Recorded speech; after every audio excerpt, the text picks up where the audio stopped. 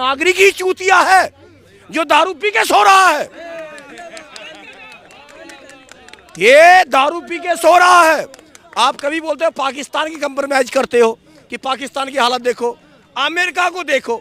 अरे तो अमेरिका को दिखा तो रहा है, अमेरिका तरक्की कर रहा है, तुमसे टैक्स भी ले रहा। तो अमेरिका में देखा कि 70 साल कोई प्रधानमंत्री बैठा है। एक रामचंद्र 14 कला संपूर्ण आया, कभी वो बोला कि मैं अवतारी हूँ।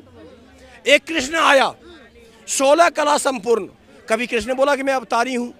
तो तुम चूतिए इंसान 84 में फंसे हुए, तुम बोल रहे मैं अवतारी हो गया। शर्मो, अपने कपड़े तो पहना नहीं है, दूसरे को कपड़ा पहनाने के लिए जा रहा।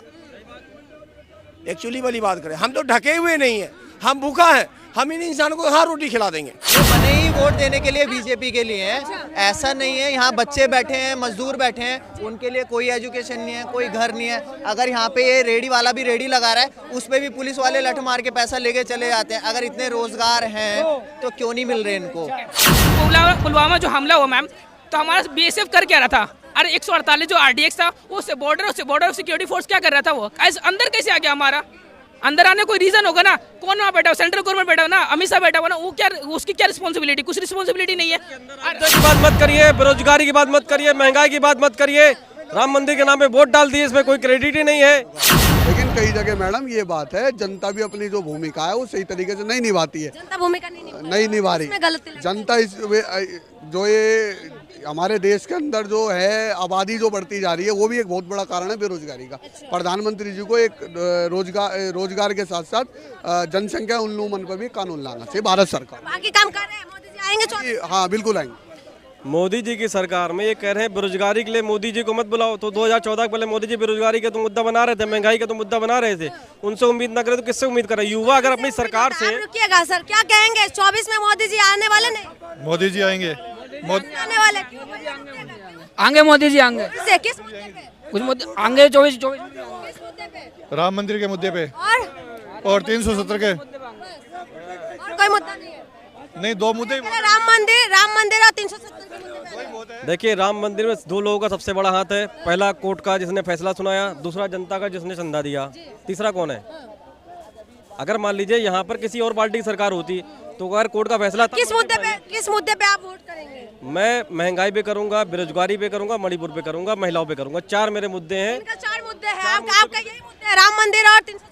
यही दो ही मुद्दे करेंगे मैडम, टेररिज्म पे करेंगे हम तो। अब टेररिज्म का काम पता। कांग्रेस के राज में कितने बम अटैक होते थे, अब हो रहे हैं। अब नहीं हुआ क्या? नहीं हुआ मैडम। पुलवामा तो पुलवामा में मैडम वो पुलवामा में जो हमला हुआ है। अच्छा 1 सेकंड मैम।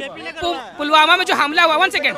पुलवामा जो हमला हुआ मैम, तो हमारा बीएसएफ कर क्या रहा था? अरे 148 जो आरडीएक्स था, उससे बॉर्डर सिक्योरिटी फोर्स क्या कर रहा था? वो अंदर कैसे आ गया? हमारा अंदर आने कोई रीजन होगा ना। कौन वहाँ बैठा हो? सेंट्रल गवर्नमेंट बैठा हो ना, अमित शाह बैठा हुआ ना, वो क्या, उसकी क्या रिस्पॉन्सिबिलिटी? कुछ रिस्पॉन्सिबिलिटी नहीं है। संसद, अब तो संसद सबसे इम्पोर्टेंट है, लोकतंत्र का मंदिर है मैम। अब बताओ, अरे भाई एमएलए का तो क्यों आया? एमपी का नॉर्मल इंसान का परमिशन तो ली थी ना, एमपी था ना, कहाँ से आप आया? और मुद्दा देखो मैम, सबसे पहले मुद्दा है, अगर हम वोट देते हैं, वोट किस बेसिस पे देते हैं? एजुकेशन सबसे इम्पोर्टेंट होता है, एजुकेशन। आप एजुकेशन में 18% जीएसटी लगा चुके भाई, तो बट पढ़ाई ही नहीं, नॉर्मल पीपल पढ़ाई नहीं कर पाएगा, तो कहाँ से आगे कोई पढ़ेगा? और दूसरा, बेटी बचाओ बेटी पढ़ाओ। अगर बेटी जो गोल्ड मेडलिस्ट लाने वाला बेटी वो सुरक्षित नहीं है, तो आम पब्लिक सुरक्षित हो ही नहीं सकता। कांग्रेस के राज में भी नहीं थी भाई। सांसद भैया, सांसद मेंबर ऑफ पार्लियामेंट, उसका हैरेसमेंट का केस लगाया। कहाँ से केस लगा दिया? अच्छा बताओ यार, आप देखो भैया, असुरक्षित नहीं, अच्छे सही बताओ। अरे तो नहीं था, सरकार तक गवर्नमेंट यार, क्या बात कर रहा है? पेपर एग्जाम तक लीक होते थे। तुम सुरक्षित हो, सामने खड़े हो, एग्जाम मैं खड़ा हूँ, ये सुरक्षित है, ये खड़ी है। हाँ सुरक्षित है, सुरक्षित। अभी जो 1 सेकंड मैं बता रहा। बलात्कार के केस में अरे तो तुम दो वोट आप आएगा मोदी, कोई रोक लो, कोई आएगा मोदी। ठीक है। इधर क्या कह रहे हैं?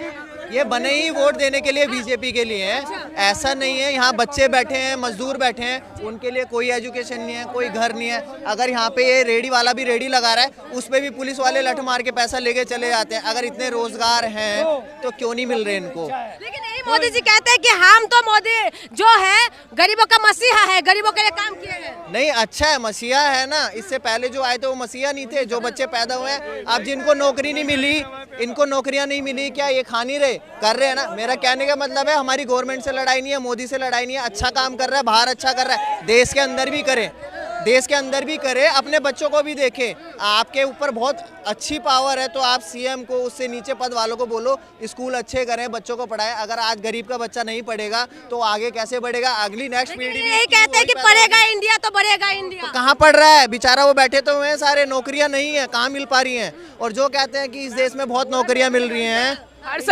साल 2 करोड़ नौकरी देने का वादा था, एक कहाँ नौकरी दे रहा है बताओ? और दूसरा क्या बोला था उसने, 2024 से पहले बुलेट ट्रेन हमारा इंडिया में जाएगा। कहाँ बुलेट ट्रेन का नक्शा भी नहीं है, मुझे दिख भी नहीं रहा कहाँ बुलेट ट्रेन आ रहा है। बुलेट ट्रेन का भी इम्पोर्टेंट है ना। जो मोदी जी ने वादा किया कुछ भी नहीं किया।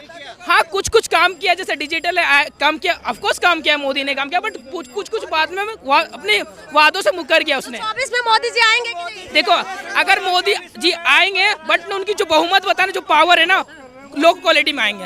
अगर इनके आ सकते चोरी चुंडाल करके कोई ना कोई आ जाए पावर में, भाई आ जाएंगे।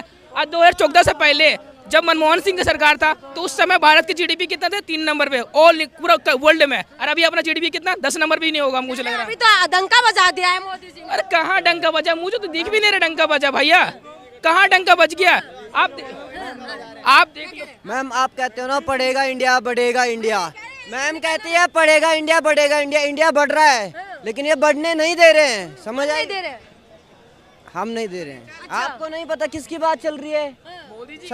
सरकार की बात चल रही है। सरकार मोदी जी की है, इस टाइम पे सब कुछ हो रहा है। हमें 500 का नोट कब पता चला? 8th 9th में आके। आज का बच्चा, छोटा बच्चा 500 रुपए कमाता है। मोदी जी का काम किया कि नहीं? ये बताओ। देश तो बढ़ रहा है मैम, देश बढ़ रहा है। अच्छा, देश बढ़ रहा है, बढ़ तो रहा मोदी है जी आने वाले हैं। मैम। वो तो पूछ के आओ कितने 500 रुपए कमा लिए। वो बैठे सामने, बच्चे बैठे हैं, पूछना एक बारी कितने कमाए हैं। वो बच्चा 500 रुपए कमा चुका इसके राज में ना दारू का ठेका हो गया, ठेका बहुत खुल गया, इसीलिए तो आप पी के है, पर आप बढ़ने दो।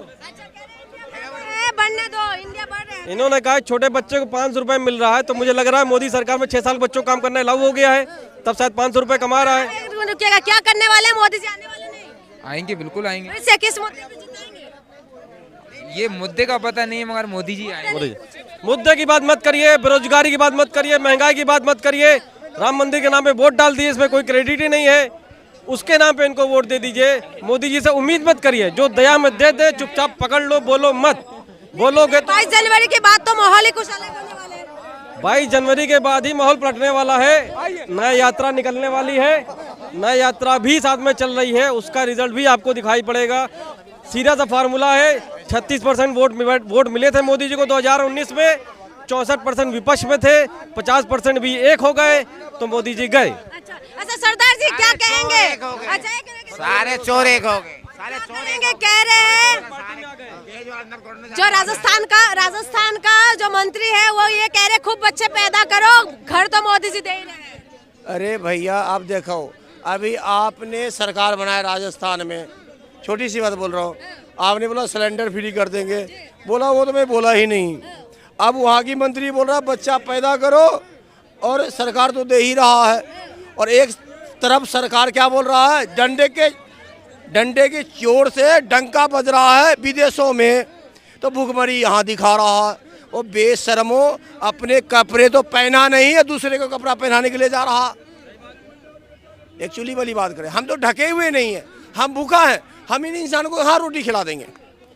और अब क्या करें, विदेशों में डंका बज रहा है, हम अब तारी हो गए।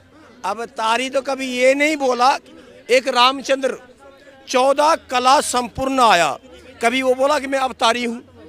एक कृष्ण आया 16 कला संपूर्ण, कभी कृष्ण बोला कि मैं अवतारी हूँ। तो तुम चूतिए इंसान 84 में फंसे हुए, तुम बोल रहे मैं अवतारी हो गया। यार कैसा बेवकूफ़। हम क्या कहते, हम उसको दोष नहीं देते, चोर को दोष नहीं देते, वो तो चोर है, चाहे कोई भी पार्टी बोल, वो चोर है। अब एक मैं अपने ऊपर लेता हूँ, अभी मैं 2 क्वार्टर दारू पी लेता हूँ और बेहोशी चांदनी चौक के सड़क पे सो जाता हूँ, तो हमने मौका दिया ना जेब कतरे को या किसी भी नागरिक को जेब से पैसा निकालने का, तो ये हमारी नागरिक ही चूतिया है जो दारू पी के सो रहा है। ये दारू पी के सो रहा है। आप कभी बोलते हो पाकिस्तान की कंप्रोमाइज करते हो कि पाकिस्तान की हालत देखो, अमेरिका को देखो। अरे तो अमेरिका को दिखा तो रहा है, अमेरिका तरक्की कर रहा है, तुमसे टैक्स भी ले रहा। तो अमेरिका में देखा कि 70 साल कोई प्रधानमंत्री बैठा है, 15 साल कोई प्रधानमंत्री बैठा है, तू क्यों बैठा रहा? तुम तो चूतिया ही है। मोदी जी से नाराज है। मैं क्या बोला, ये सारे नागरिक को जागृत करता हूँ। 5 साल में थाली लो, 5 साल के बाद उसमें बोलो अनाज दे, ऐसी जागृत करता हूँ पूरी वर्ल्ड की संस्कृति को। तो आपने सुना है लोगों ने क्या कुछ कहा है, मिलता जुलता राय है।